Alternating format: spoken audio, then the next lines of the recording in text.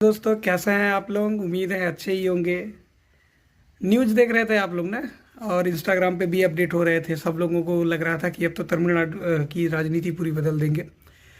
कई लोगों ने कहा था कि साथ आएगा द्रविड़ चला जाएगा, साथ आएगा द्रविड़ चला जाएगा, मतलब साथ को विजय शपथ लेंगे और द्रविड़ राजनीति पूरी तरीके से खत्म हो जाएगी।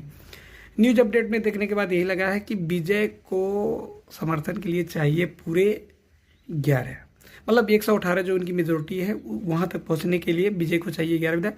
कांग्रेस चाहकर भी उनको नहीं बना पाएगी मुख्यमंत्री। आप लोगों ने देखा ही 114 पर, मतलब 7 विधायक के साथ। बीजेपी के पास सिर्फ एक विधायक है और एआईडीएमके से उनका जो है कोलिशन मतलब गठबंधन टूट चुका है।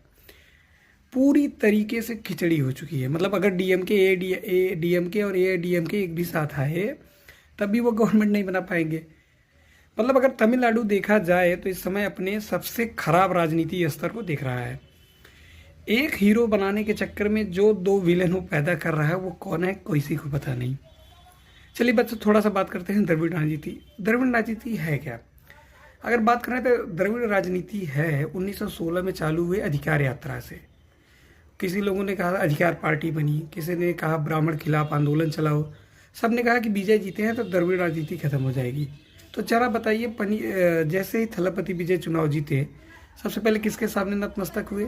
रैली में उन्होंने पेरियार की फोटो लेके गए। यहाँ तक प्रशांत किशोर के साथ भी जो आप उनके फोटो देखेंगे उन्होंने पेरियार की मूर्ति दी है। तो इससे साफ पता चलता है कि द्रविड़ राजनीति नहीं खत्म होगी। जैसे आप मान लीजिए उत्तर प्रदेश की निवासी है, क्या यहाँ से अखिलेश खत्म हो चुके हैं, सपा खत्म हो चुकी है? बिल्कुल नहीं।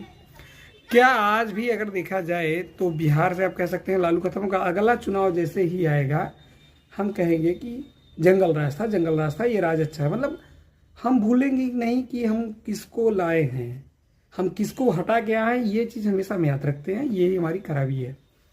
टीएमसी हार गई भाई, 200 प्लस आई है बीजेपी, बहुत बड़ी बात होती है।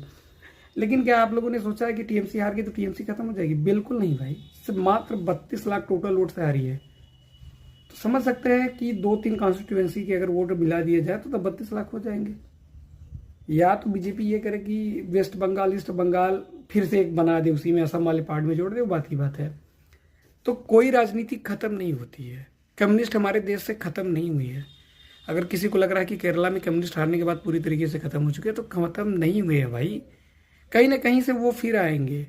और हम ही लोग तो यार भाई अभी किसी के साथ एक साथ 6 साल 7 साल रह लेते हैं तो बदलने का मन करने लगता है। अरे यार ऊब गए ना।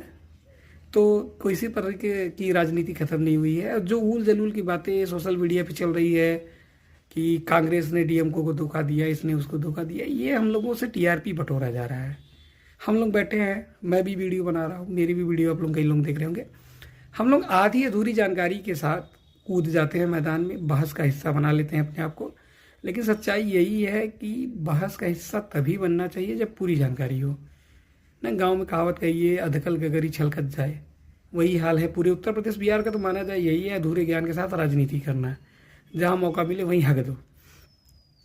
तो अभी आप देख ही रहे हैं, अभी तो आप देखिए, अभी तो आज ये सुबह के 7 बजे में आप न्यूज़ देख रहे हैं कि क्या है स्थिति है। लेकिन अगर सच्चाई है कि अभी तो और टंट्रम बढ़ता जाएगा जब तक टीएमसी मतलब वेस्ट बंगाल का मुख्यमंत्री क्लियर नहीं हो जाता।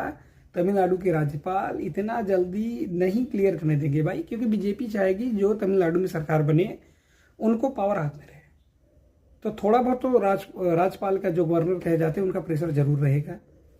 और अगर बीजेपी के पास अगर 10 सीट होती तो पक्का है अब तक 1-2 मतलब कम होते तो अब तक वो एआईडीएमके से आ चुके होते, जो 2 निर्दलीय अब तक खरीदे जा चुके होते।